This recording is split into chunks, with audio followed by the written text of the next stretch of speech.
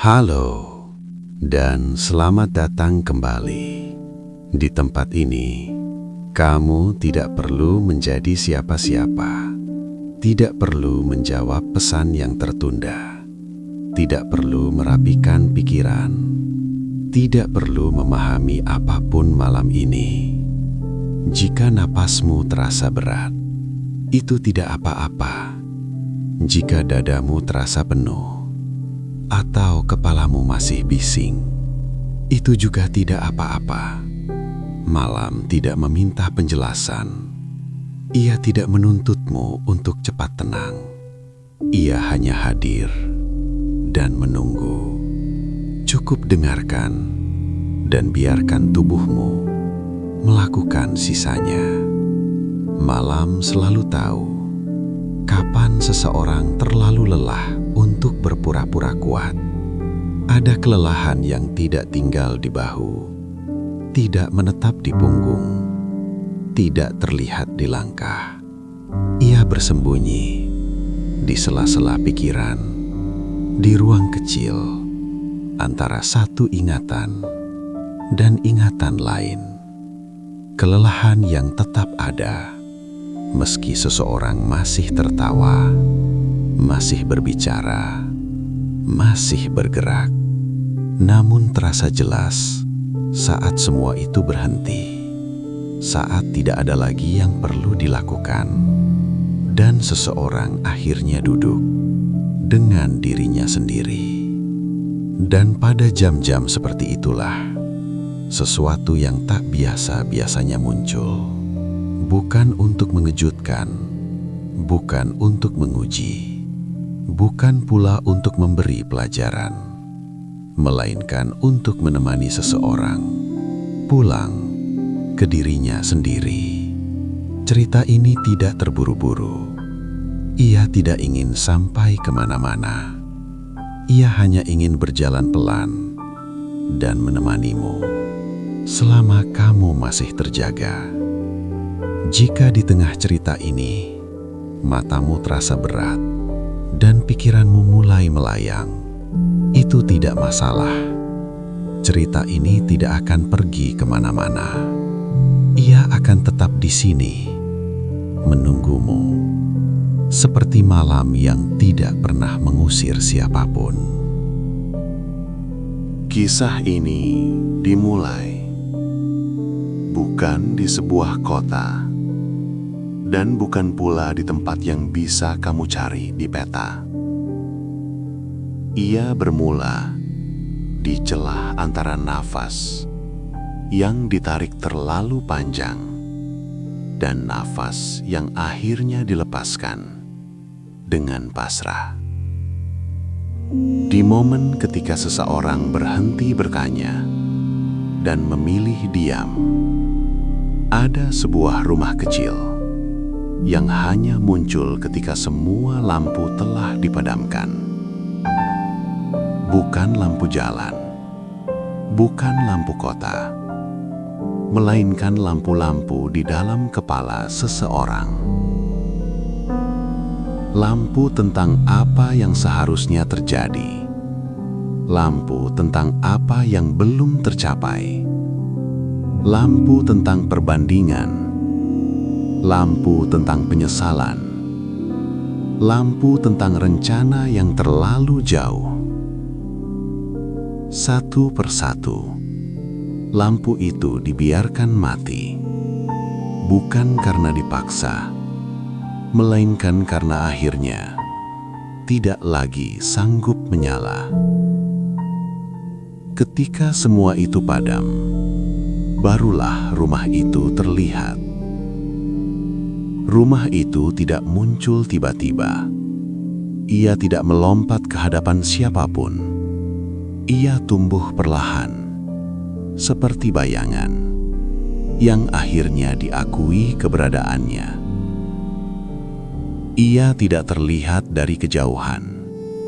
Ia baru tampak ketika seseorang berhenti berjalan dan akhirnya duduk, bukan karena lelah fisik, melainkan karena tidak tahu lagi kemana harus melangkah. Udara di sekitar rumah itu terasa tenang, tidak dingin, tidak pula hangat berlebihan, seperti suhu tubuh yang jarang disadari, namun sangat dirindukan. Rumah itu tidak besar, namun tidak pernah terasa sempit. Ia tidak menawarkan jawaban. Ia hanya menyediakan ruang. Dan bagi seseorang yang sudah terlalu lama mencari arah, ruang seperti itu seringkali sudah lebih dari cukup. Rumah itu berdiri dengan tenang, tidak mencolok, tidak pula berusaha disembunyikan. Ia ada, seperti sesuatu yang sudah lama menunggu dan akhirnya ditemukan. Dindingnya tidak terasa padat, tidak juga rapuh. Ketika disentuh, ia lebih menyerupai cahaya yang lupa bagaimana caranya menyilaukan. Cahaya yang tidak menuntut perhatian, tidak meminta untuk dilihat, namun tetap memberi rasa aman hanya dengan keberadaannya. Rumah itu tidak memiliki alamat dan tidak memiliki pagar. Tidak ada garis jelas antara luar dan dalam, karena siapapun yang sampai ke sana biasanya sudah terlalu lelah untuk melarikan diri. Atapnya rendah, bukan untuk membuat siapapun merasa kecil, melainkan agar setiap orang tanpa sadar menundukkan kepala, bukan sebagai tanda hormat, melainkan agar leher dan pikiran bisa beristirahat. Tidak ada kunci di pintunya, tidak pernah ada. Pintu itu tidak terbuka lebar, namun juga tidak tertutup rapat. Ia berada di antara, seperti pilihan yang tidak perlu diambil dengan tergesa-gesa. Ketika seseorang melangkah masuk, tidak ada perubahan mendadak. Tidak ada suara keras, tidak ada suara, hanya perasaan bahwa di tempat ini tidak ada yang sedang menilai.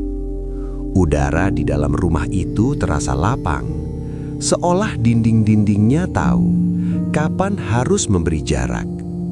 Langkah terdengar pelan, bukan karena lantainya empuk, melainkan karena tubuh dengan sendirinya tidak ingin membuat suara.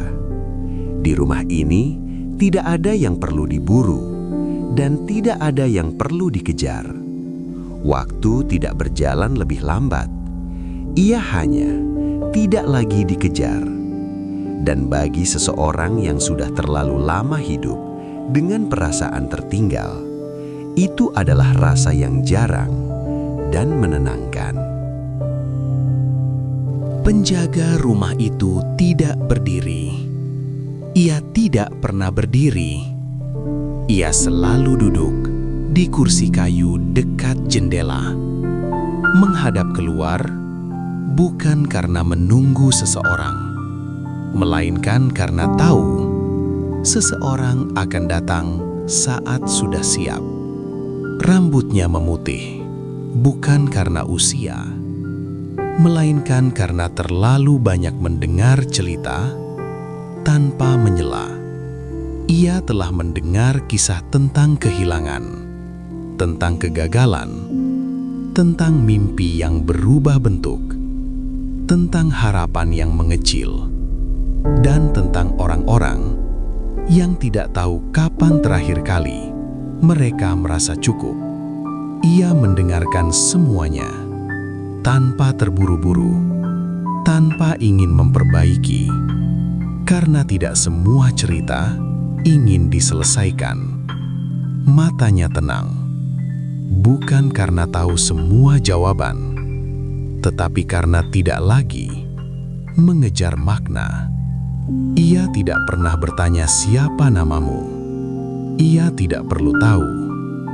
Nama biasanya hanya penting bagi mereka yang ingin dipanggil kembali ke dunia yang sama, dengan tuntutan yang sama. Di rumah ini, Yang penting hanyalah kehadiran dan kejujuran yang tidak perlu diucapkan.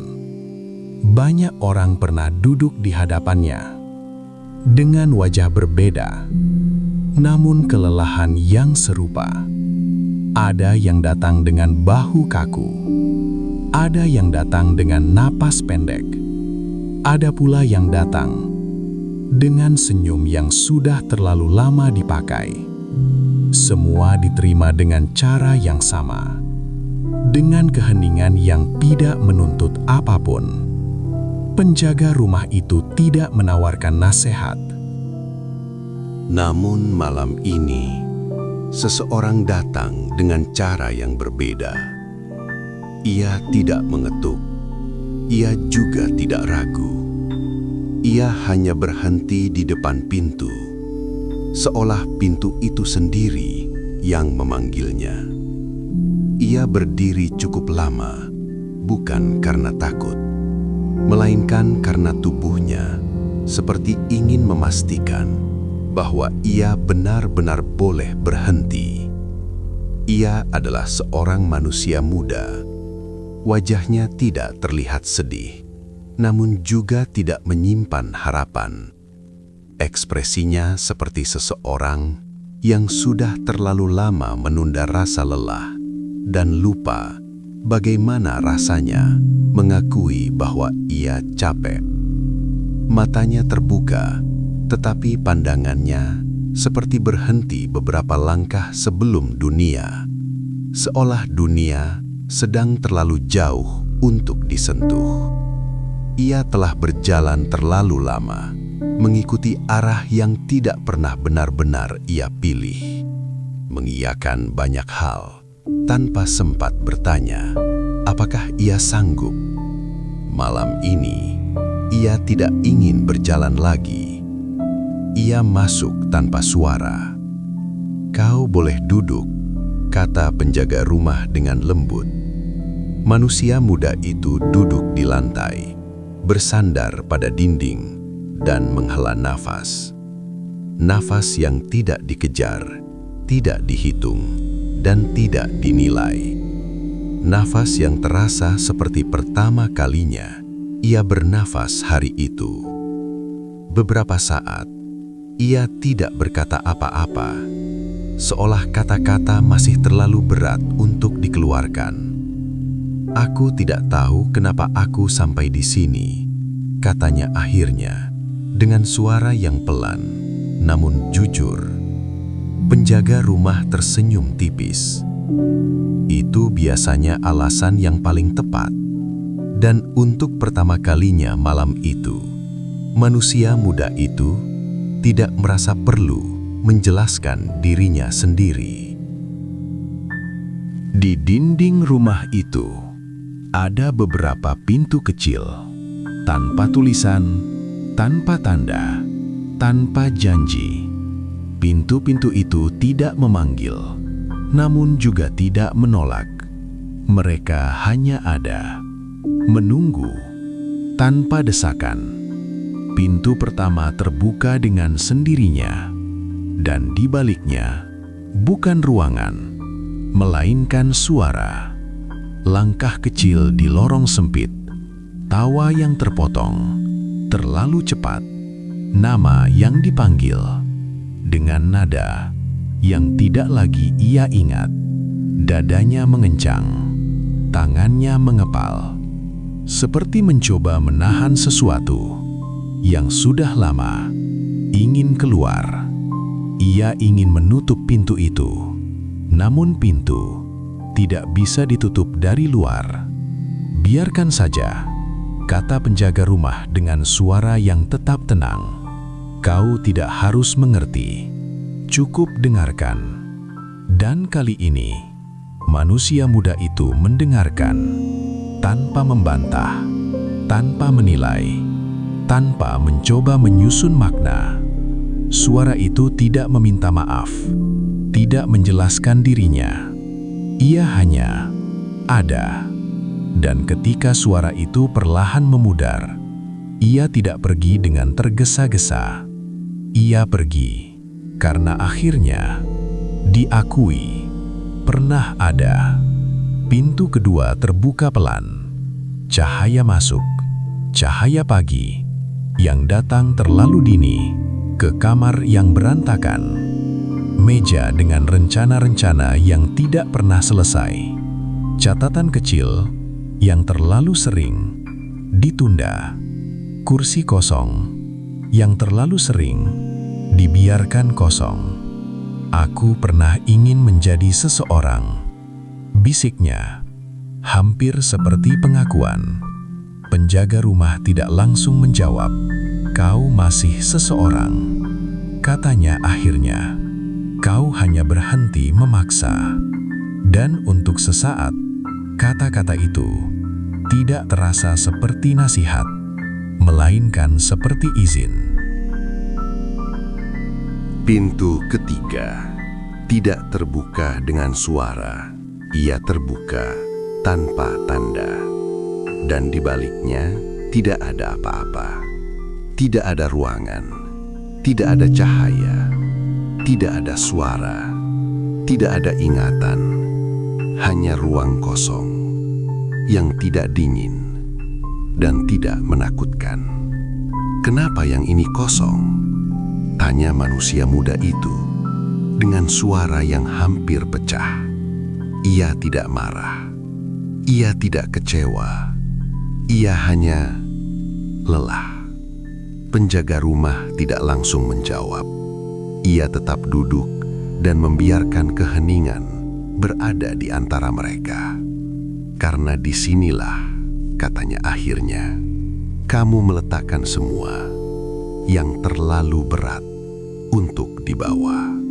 Kata-kata itu tidak terdengar seperti penjelasan, melainkan seperti pengakuan.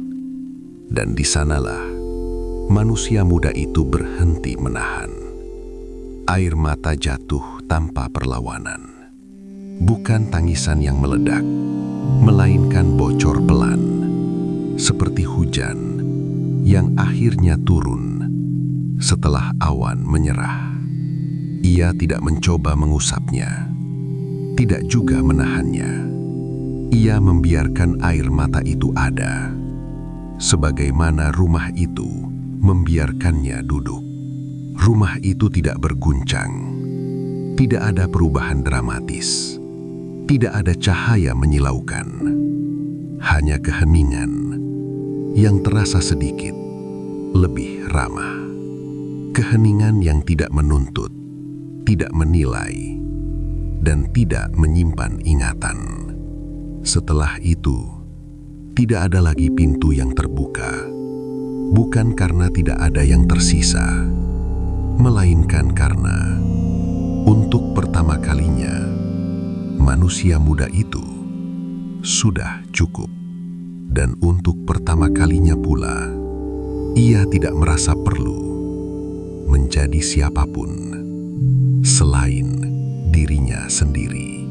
Ia berbaring di lantai rumah itu, bukan untuk tidur, melainkan untuk berhenti berjaga, untuk berhenti mengawasi dirinya sendiri, untuk berhenti menghitung, untuk berhenti menilai. Lantai rumah itu perlahan menjadi hangat, seperti selimut tipis yang tidak menekan dan tidak meminta balasan.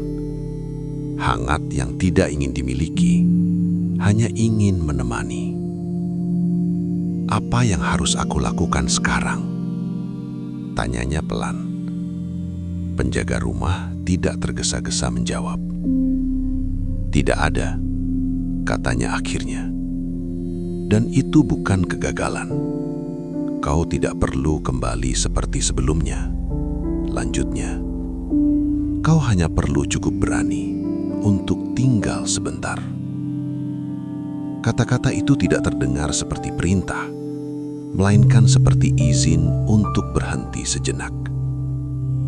Ketika manusia muda itu membuka mata lagi, rumah itu tidak ada. Tidak ada dinding, tidak ada pintu, tidak ada kursi di dekat jendela.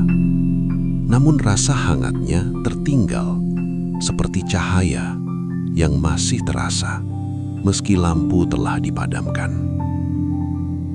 Ia kembali ke hidupnya, bukan dengan jawaban, bukan dengan tujuan besar, melainkan dengan satu hal sederhana.